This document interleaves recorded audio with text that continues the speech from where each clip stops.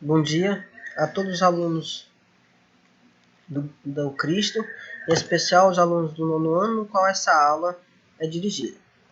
Bom, iremos dar continuidade ao nosso trabalho, a partir daquele momento em que paramos na última aula presencial. Lembrando que nós paramos no processo de separação de misturas. Porém, antes de iniciarmos esse assunto, iremos rever alguns conceitos anteriormente vistos, porque já faz algum tempo que nós estamos fora da aula, então, para que a gente não venha ter dificuldade na separação de misturas, seria bom a gente dar uma olhada no assunto anterior. Assunto esse que foi a classificação da matéria. Nós podemos classificar a matéria em relação a alguns conceitos, algumas maneiras. Entre elas, como substâncias ou misturas. Em relação às substâncias, ela ainda se subdivide em duas formas, em dois tipos: substâncias puras e substâncias compostas. Substâncias puras, a gente observa pela figura do lado esquerdo, que ela é composta por um único elemento. Enquanto na substância composta, a gente observa aqui no lado direito, ela é composta por dois ou mais elementos. Cuidado nesse termo elemento. Elemento é um conjunto de átomos iguais, Ou seja, quando eu falo um único elemento, não estou dizendo um único átomo. Lembrando do conceito de Dalton, Observa que aqui, esses átomos têm o mesmo tamanho, mesma cor. Nesse caso, representado didaticamente, Mesma cor. Enquanto aqui, tem átomos de tamanhos diferentes. Se eu tenho átomos de tamanho diferente, então eu tenho elementos diferentes, massas diferentes. Apesar de que quem classifica um elemento, um átomo, não é a sua massa, é o seu número de prótons. E as misturas, que é formada pela junção das substâncias. Então, quando eu tenho duas ou mais substâncias em um mesmo recipiente, então eu tenho uma mistura. As substâncias, elas apresentam propriedades específicas fixas. Por exemplo, seu ponto de fusão, seu ponto de ebulição, sua densidade. Enquanto as misturas, elas não apresentam esse valor específico, não tem esse valor fixo, padrão. Ou seja, dependendo da mistura, vai ter um ponto de fusão X, um ponto de fusão Y, e assim sucessivamente. Nós podemos classificar as misturas de acordo com o seu número de fases. E o que é esse número de fases? Esse número de fase é a porção, é o aspecto visual homogêneo que ela apresenta. Então, quando eu observo apenas um único aspecto visual, então eu classifico essa mistura como homogênea. Quando eu apresento quando essa mistura apresenta dois ou mais aspectos visual, então eu classifico ela como heterogênea. Então, misturas homogêneas são aquelas misturas que apresentam uma única fase, enquanto as misturas heterogêneas são aquelas misturas que apresentam duas ou mais fases. Em relação ao aspecto visual, esse aspecto não se restringe apenas à simples percepção a olho nu, mas abrange também a utilização de aparelhos ópticos comuns como os microscópicos. Por que isso é importante? Porque quando nós estamos classificando as misturas, nós classificamos como, em relação ao número de fases, como homogênea ou heterogênea. Sendo que quando ela é heterogênea, ela se subdivide em duas, em suspensões ou coloides. A distinção se uma mistura vai ser homogênea, heterogênea ou homogênea e heterogênea, lembrando que a heterogênea pode ser coloide ou suspensão, vai ser o tamanho das partículas dissolvidas, Ou seja, o tamanho da partícula do disperso. Quando essa partícula é de 0 a 1 nanômetro, eu digo que eu tenho uma mistura homogênea. Quando essa partícula é de 1 a 1000 nanômetros, eu tenho uma mistura heterogênea do tipo coloide, que é esse exemplo que estamos aqui. A olho nu, o leite, eu vejo um único aspecto, eu vejo apenas aquele líquido branco. Porém, se eu utilizar um microscópio, eu vou ver umas gotículas de gordura. Ou seja, eu terei uma mistura heterogênea, só que do tipo colóide. Mas nós não iremos nos preocupar, nos prender a esses detalhes. Nós só iremos classificar como homogêneo ou heterogêneo simplesmente, né? Mas nós temos muitos colóides, muitas misturas heterogêneas no nosso dia a dia, no qual, quando a gente observa, a olho nu, a gente vê um único aspecto: o sangue, a tinta, né? São exemplos do nosso dia a dia. Os sistemas também irão ser classificados como sistemas homogêneos ou heterogêneos. Porém, não devemos nos confundir sistemas com mistura. Mistura é a junção, né, de duas ou mais substâncias. E sistemas é o nosso foco de estudo, é o nosso objeto de estudo. Então, se eu estou estudando uma árvore, o meu sistema é a árvore. Tudo que estiver fora da árvore será a minha vizinhança. Se eu estiver estudando apenas a folha dessa árvore, então meu sistema vai ser a folha dessa árvore. O galho, as outras folhas, as flores, os frutos que estiver fora dessa folha será a minha vizinhança. Os sistemas também, em relação classificado como homogêneo e heterogêneo, também vai ser em relação ao seu aspecto visual, ou seja, ao número de fases. Então, se eu tenho apenas uma única fase, o sistema é homogêneo. Se eu tenho mais de uma fase, o sistema é heterogêneo. Mas por que eu falei que temos que tomar um certo cuidado, não confundir sistemas com mistura? Porque se eu tiver bem aqui água no estado sólido, no caso gelo, e água no estado líquido, se eu observar, vou ver dois aspectos. Vou ver o cubo de gelo e vou ver a água líquida. Então, esse sistema é um sistema heterogêneo. No entanto, não é uma mistura. Por que não é uma mistura? Porque a mistura é quando eu tenho duas ou mais substâncias. E aqui eu tenho uma única substância, que tem apenas água, só que em diferentes estados físicos. Nesse outro exemplo aqui, ó, água e óleo, eu tenho um sistema heterogêneo e uma mistura heterogênea, né? Porque eu tenho duas substâncias. Eu tenho a água e tenho o óleo. Ficou claro? Sistema é o foco do meu estudo. Se eu estiver estudando esse líquido que está dentro do becker, né? Então esse líquido aqui é o meu sistema. Se eu estiver estudando tudo que está dentro do becker, então o cubo de gelo e a água líquida é o meu sistema. Então o que eu estou estudando é o foco do meu estudo, o objeto do meu estudo é o meu sistema. Tudo que estiver fora é a minha vizinhança. E a soma de vizinhança, né? A junção de vizinhança com o sistema, eu denomino como universo. Agora vamos de onde a gente parou, né? Que foram os processos de separação de misturas. Nós teremos alguns métodos, né, de separação de misturas. Um deles é a análise imediata, que consiste em um conjunto de processos físicos no qual irá me auxiliar na separação de misturas. Esses processos é possível graças às propriedades físicas das substâncias que compõem essa mistura, né? Propriedades essas que são ponto de fusão, ponto de ebulição, densidade, etc. Né? Evaporação. Alguns métodos de separação são tão comuns que às vezes nós nem pensamos que esses processos são processos de separação. Por exemplo, a catação, a ventilação, que são processos tão presentes no nosso dia a dia, né, tão usual, que a gente às vezes não vê, apesar de serem. A gente não vê como processo de separação, apesar de ser. Um desses processos é a catação. Quando nós iremos preparar um feijãozinho, né, um almoço, nós iremos tirar aqueles grãos ruins dos bons, né? Nós iremos fazer isso tirando manualmente. Então, esse processo eu denomino de catação.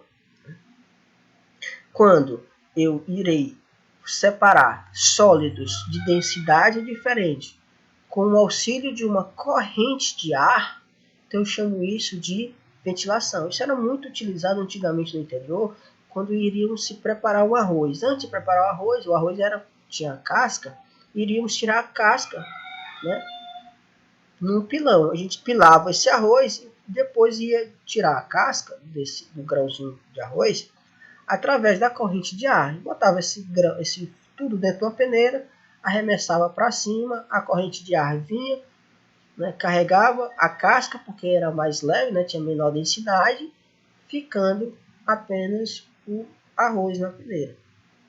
Esse processo é o que eu chamo de ventilação. Outro processo de separação muito utilizado nos garimpos é a levigação. Da mesma forma, né, que aconteceu com a ventilação, que era utilizado para separar sólidos de densidade diferente, a levigação irá também separar sólidos de densidade diferente. A diferença crucial entre ventilação e levigação é porque uma utiliza corrente de ar, enquanto a outra utiliza corrente de água. Então, a levigação é utilizado a corrente de água para separar, para carregar aqueles sólidos com menor densidade. A separação magnética é um outro processo de separação, no qual é necessário que um dos componentes tenha propriedade magnética. Não irei separar apenas duas substâncias com o auxílio do ímã, sendo que nenhuma tenha propriedade magnética. Não será possível. Só será possível se uma das substâncias apresentar essa propriedade magnética.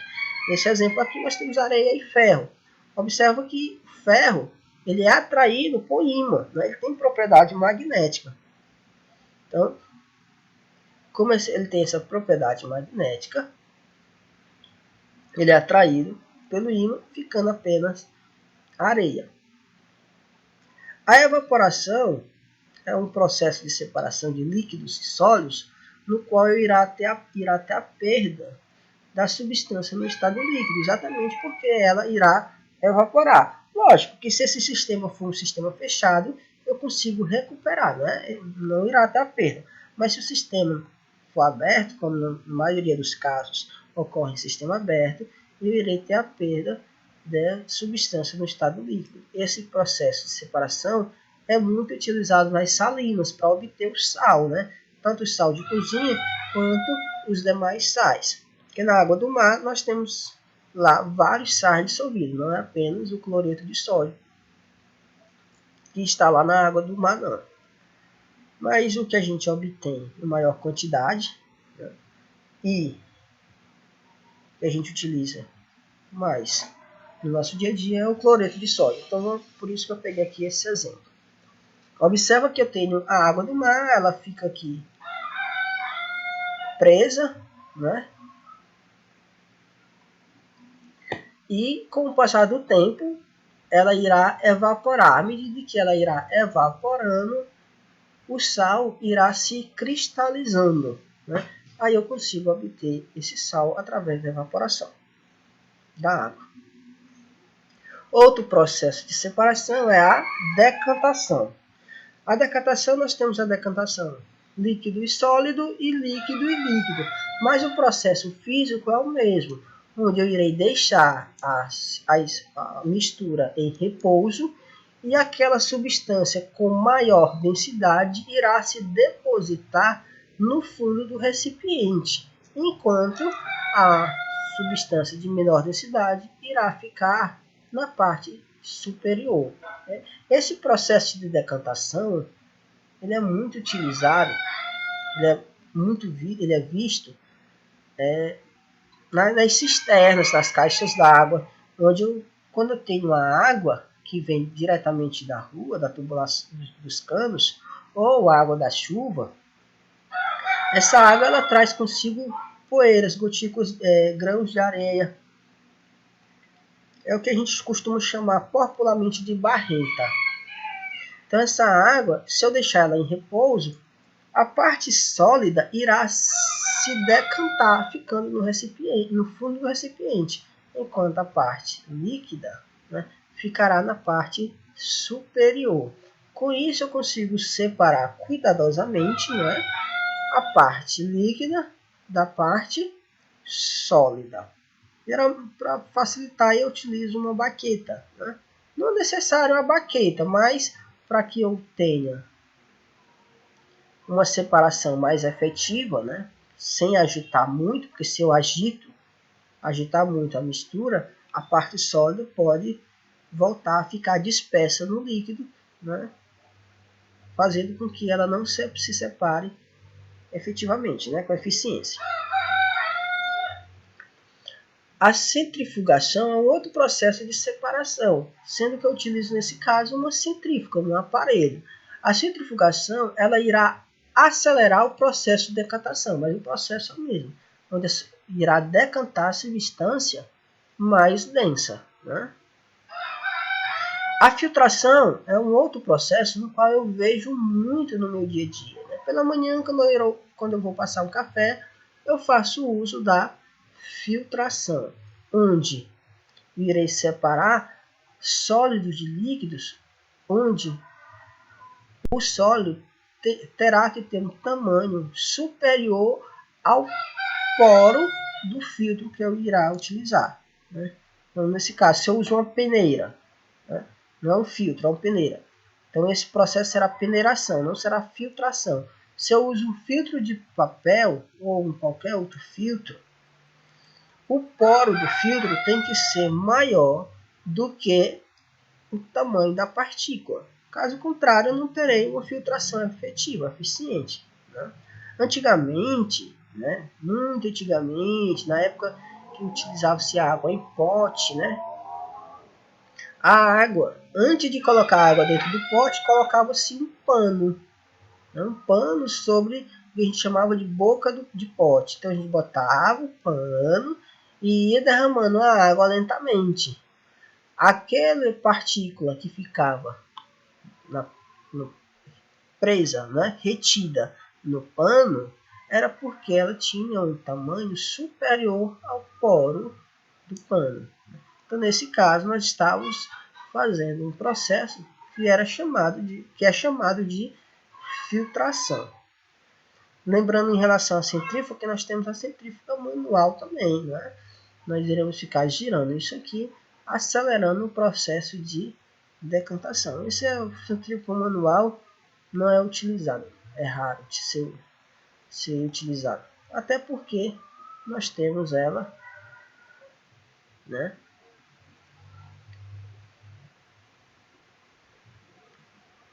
Outro processo de separação é a destilação. A destilação irá separar líquidos, tantos líquidos miscíveis, né, que são líquidos que se misturam. Esse processo de separação é utilizado através da evaporação de um dos líquidos, só que agora, nesse caso, o processo, né, o sistema é fechado. Então, irei recuperar o líquido no qual irá evaporar. Esse processo de destilação é utilizado para a obtenção da gasolina, do xisto, dos produtos derivados do petróleo. Ou seja, eu tenho o petróleo bruto, ele passa por um processo chamado destilação, no qual obtenho os subprodutos. Como eu tenho mais de um produto, esse processo de destilação será um processo de destilação fracionado, ou seja, por frações, por porções, né? A principal diferença entre a destilação simples e a destilação fracionada é que na destilação fracionada eu tenho essa coluna de fracionamento. Essa coluna de fracionamento irá fazer com que aqueles vapores, aquelas substâncias menos voláteis, né, ao colidir com a coluna, ela se condense. Aquela que está com a temperatura de ebulição irá, por mais que ela colida com a coluna de fracionamento, ela não irá mais se condensar, ou seja, pelo menos não na sua totalidade, né? Passando pela coluna de fracionamento, chegando até esse parte aqui do aparelho, né? Nessa parte do aparelho, ela vem pela parte central e essa parte laterais, né, ao redor, passa uma corrente de água. Essa corrente de água é para resfriar o vapor que está aqui dentro. À medida que esse vapor resfria, ele se condensa, vindo a se liquefazer e ser recuperado aqui em um outro recipiente, né? Esse mesmo processo utilizado em um tipo de destilação é utilizado no outro, como eu falei, né? Evapora, passa por aqui, vem para cá, para esse departamento aqui. Aqui tem uma corrente de água que irá fazer com que esse vapor condense, sendo recuperado em outro recipiente. Nesse caso aqui, uma neveia. Né?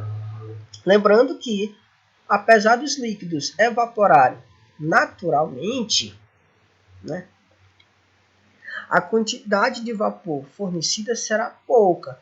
Então, é necessário que eu forneça um calor para que eu acelere esse processo de evaporação. Né? Esse calor fornecido geralmente é utilizado, né, um bico de Bunsen para fornecer esse calor. Então, pessoal, por hoje, né, é só isso. É só esse processo de separação de misturas. Nós iremos praticar esse processo de separação de mistura através de resoluções de questões e na próxima aula a gente volta a dar continuidade no nosso assunto.